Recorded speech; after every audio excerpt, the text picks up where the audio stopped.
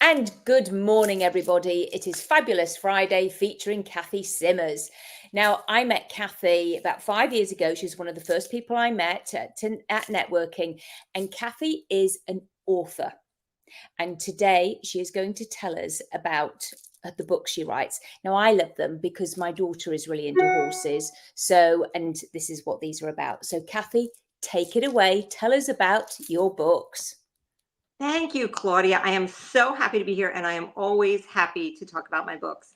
And my first book, Jump the Moon, was kind of an accident. I've never written before. It's not really something that I was thinking about doing, but it's the true story of my daughter and her pony.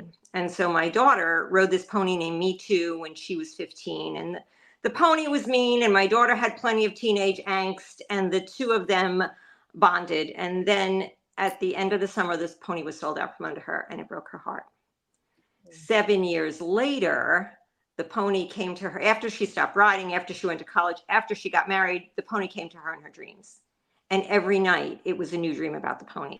And so meanwhile, she called me up and she said, I don't know what to do about these dreams. Every night I'm having a new dream about Me Too.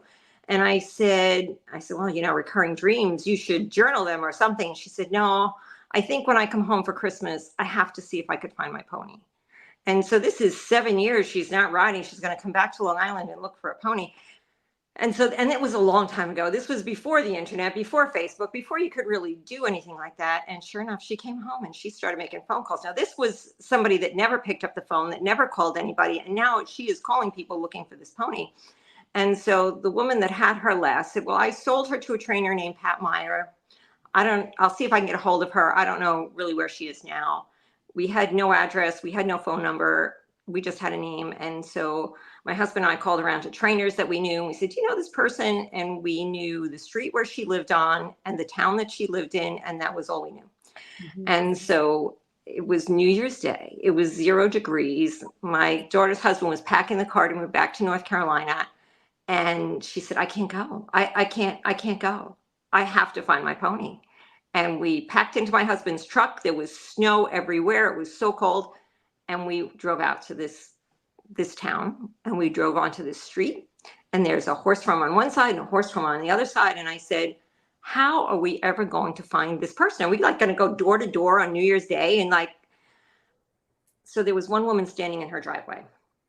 We pulled into the driveway. My husband said, I'm looking for Pat Meyer. And she said, I'm Pat Meyer. And we said, we're looking for a pony named Me Too. And she said, oh, she was here. She was here. I sold her about 2 years ago to some girls in New Jersey. And she went into the house and she pulled out a flyer with a picture of the pony. And so indeed, it was the correct pony.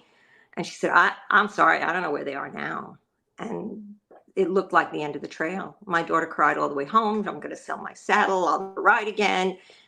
And about 6 weeks later, Pat called me and she said, how serious is your daughter about this pony? Because I think I found her. And so I said, I don't know, you'll have to talk to her, but tell me about the pony. And she said, that pony was going to get in trouble because she was pretty mean. And so we rehabilitate horses out here. And so we took her to our farm and we used her in camp. But you could tell that somebody loved that pony once, and it must have been your daughter. And so she calls my daughter and says she found the pony. And my daughter calls me up and she goes, what should I do? Matt's out of town. Her husband wasn't there. She couldn't get him. And she said, I don't know what to do. Should I get the pony? And I said, should you get the pony? Like what? I'm not understanding the question. So she said, you're right. I'm buying a pony. And she bought the pony sight unseen and brought her home. When Pat went to get the pony had again gotten mean, and the people were going to chase the pony out of the stall with a broom.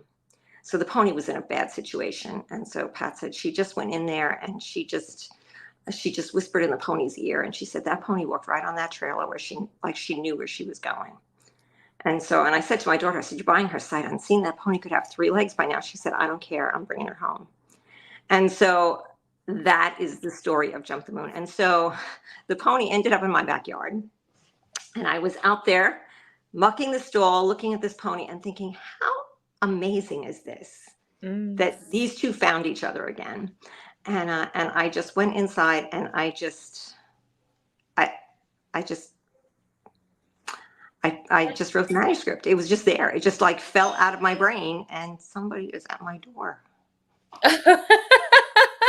That's all right. I'll tell you what, we'll just pause it a minute. Inside, and I just wrote the manuscript, and then I had the manuscript for this book, and that was like 20 years ago. And so it took 18 years for me to actually get around to publishing it, and now it's a beautiful. Wait. Yes, you have to Go leave for it. that. Go for it. There you go. It's a beautiful children's picture book now. Yeah, I've But got the lessons in the book, there were just so many. You know, the whole story inspired me. So I knew that it would inspire other people. I mean, you know, how many of us just suppress our dreams? You know, there's things that our deepest desires that, you know, I've met so many people along the way that say, I always wanted this, I always wanted that, but it really pulls at my heartstrings, Kathy, because I always wanted a pony, a horse, and we came across. My daughter got into horse riding, and she got a Palomino pony, and absolutely beautiful, called Goldie, and she used to lovely. ride and jump him, and then she grew. She was only 13 hands too, and then my daughter like literally grew like 5 inches in 1 year, and it was just really sad. And she just got big, and then we were deciding we were moving to America, so we sold her, and it was heartbreaking, really hard. And it's so when you were saying that, it's just like, I know that. And my daughter, she still comes through to my room sometimes going, you know, send me pictures of Goldie riding. She used to ride bareback. She used to ride backwards and just could flop all over her. And, you know, I've got pictures of her lying down together, and Goldie was just beautiful. Yeah. Well, and you know, when the horse grabs your heart, like then you just don't let them go. And you know, so I'm reading my book to this little girl, these little kids, and I said to them, I said, so why do you think the pony and the girl dreamed of each other? And she just looks at me like, what are you thinking? She goes, because they loved each other that much. I was like, yes. It was the energy, Kathy. Yes. That pony, I said to her, that pony called you like she picked up the phone. Come and get me. She was in a bad situation and she needed to get out of there. And then, you know, when I talk to the kids, I say, so like, how important was Pat in that story? Because in my story, it's the girl with the long blonde hair and the pony named Me Too, and nobody else has a name. And I said, how important is Pat? And they're like, oh yeah, Pat's really important. And I'm like, yeah, Pat's really important. Like if Pat didn't go look for that pony, we wouldn't have found her. No. And so sometimes in life, you need a Pat to get you to what you want. You can't get there by yourself. You know, like you need somebody, or sometimes maybe you could be the Pat for somebody else and you can help them get to their dream. Like we learned so many lessons just from this story with this pony that I think about it all the time. But you also gave me a great segue into my second book, which is Posey's Problem. And so Posey's problem is that her kids keep growing up on her, and she has to get a new kid. Every time she has to get a new kid, it breaks her heart. And so the way that it happens in the story is that the stirrups get longer, and Posey's like, oh no, it's happening again. Like, oh no. And so are we going to cry again? No, I'm really thinking about Golden. The funny part about the Posey story is that I saw this pony, and she was a fancy show pony. Some kids that we know, a family that we know, bought her, and I thought, that girl is almost too big for that pony. How many kids has that pony been through, and what is it like for the pony? And so Posey's Problem is about, you know, Posey has to go through all these changes every time. It's a new kid, a new barn, new horses, new trainer. Like it's so, you know, we ask a lot from these ponies, and they do their job with their whole heart. And so but Posey realizes, as she goes through the story, she realizes that it's not about having less love, it's about having more love, because she runs into her old kids, and her old kids are like, oh, look, it's Posey. And she realizes that she left a piece of her heart with them, but they left a piece of her heart with her too. Oh, so she gets an enormous heart because she's been loved by so many. Yes. So it's Oh, I actually love better. it. There you go. But again, and I didn't even realize it when I was writing it, but that translates to life too, right? Because people come and go from our lives, but we keep them in our heart.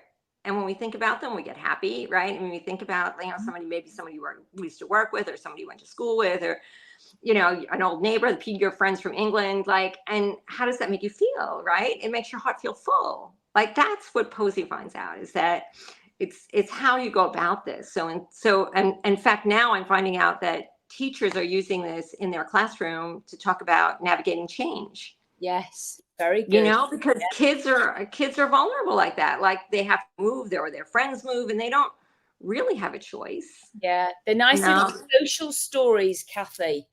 Really good. I love the metaphors. I love the story behind it and how you can integrate it. Absolutely fantastic. Love it. Yeah. Very And clever.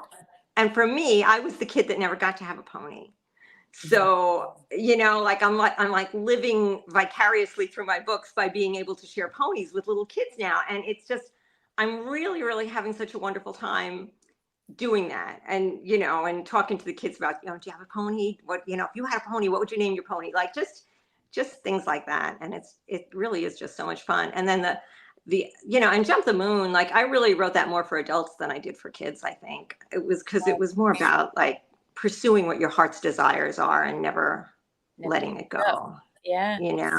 No matter what, no matter how impossible it looked. Because for her to get that pony, it wasn't practical. It wasn't the right time. It didn't make any sense. And yet it was the joy of her life to be reunited with that pony. So, would you give that up for anything? Like what makes you tick, and what brings you joy? Yeah. And so I love this, and I'm completely absorbed with it because I'm just relating it all to, and I suppose everybody does when they read it, they think about themselves. And so absolutely fabulous. And I know you've got another one. And my next, the new one is on pre-sale on my website now. Pickles for Christmas, and that's about a little boy that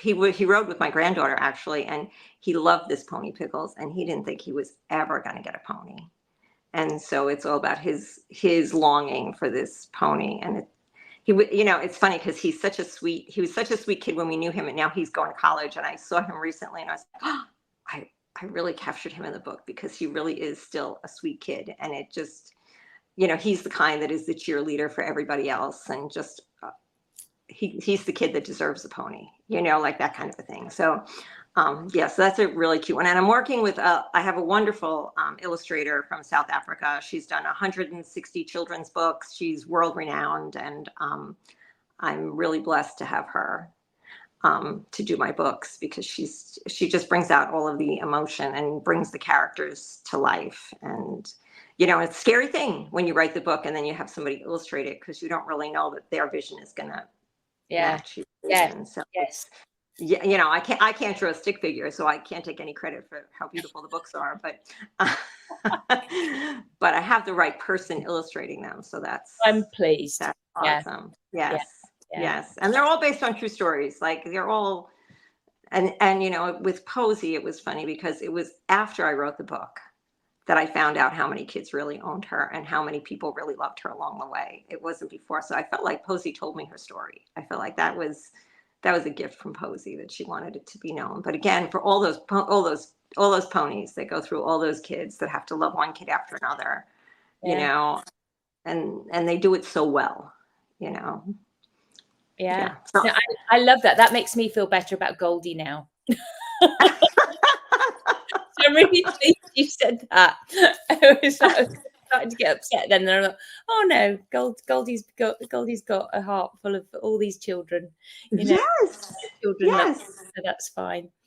I absolutely love that for you. And it just goes to show that anybody, when you've got a story to tell and you may be mulling it over, but just sometimes there's just something that will tweak it, and you want to get it out. Because how long have you been holding on to that story for? Oh, the Jump the Moon story, that was 20 years in the making until I finally got around it. And that's a funny story too. So now I wrote this manuscript, Hmm. and I didn't know what to do with it. Now I have a manuscript. What do you do with that? And I went to this workshop, this heart math workshop in New Jersey. My girlfriend said, "Do you want to come to this workshop? I already have the hotel room. Just come." And I had no idea what it's about. And at the first day of breakfast, I sat next to this lovely lady from South Africa, and I said, "What do you do for a living?" And she said, "I edit children's books for HarperCollins." I was like, "What?" So I actually did meet with her at HarperCollins, and I got to go into New York City, and I saw all the little characters with all the books, and it was lovely. And I was like, "Oh, this is so wonderful! I'm going to have a book, and it's going to be published by HarperCollins." And then she went on sick leave and never came back, and that was the end of my journey with HarperCollins. And so when I finally got around, the publishing industry changed to where you could self-publish books. 20 years ago, you couldn't really do that. And so I started to work on that, and I realized I was over my head. I didn't know what I was doing. And I thought, I wonder what she's doing. And it turns out that's what she's doing now, is she's publishing she's editing and helping publishers publish their children's books. So she was the one that hooked me up with the illustrator, and Oh, great. we worked so well together. But nothing is random. I told her I met her 20 years ago for such a time as this, because I needed to know her now when I was doing my book. So she's been wonderful to work with, and she is very good at pulling the story out of me, because people come along at the right time when they're meant to.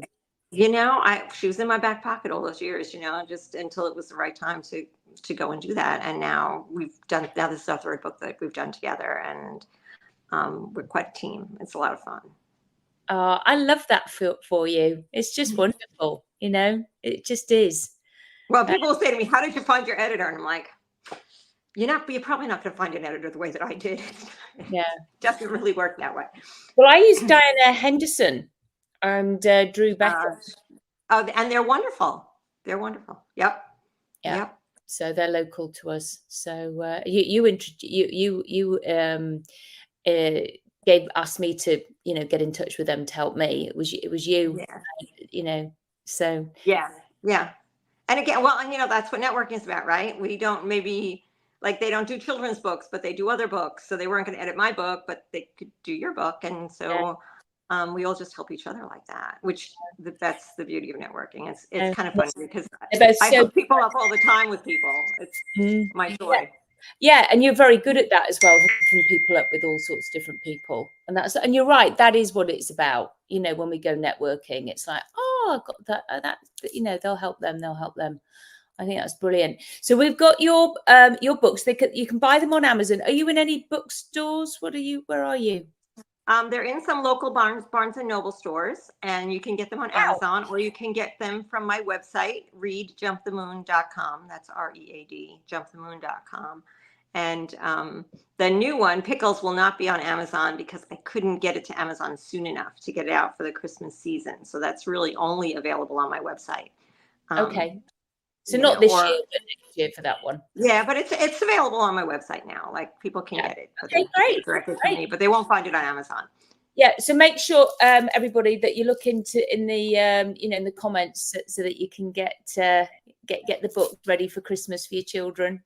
I think they sound wonderful, and they're just like those books that you probably keep that will go down the generations, because because I know my one, the illustrations in there are like really pretty, and you're like, oh, grandchildren, and you just keep them. Yeah, they're the kind of books that people will keep. And I had one man, it was very funny. I met him at Briar Fest, and he came with his daughter, and he saw my books, and he said, "Oh, she loves that book." He goes, "She makes me read it every night." He's a big burly guy, and he goes, "And every night I'm bawling like a baby." Like,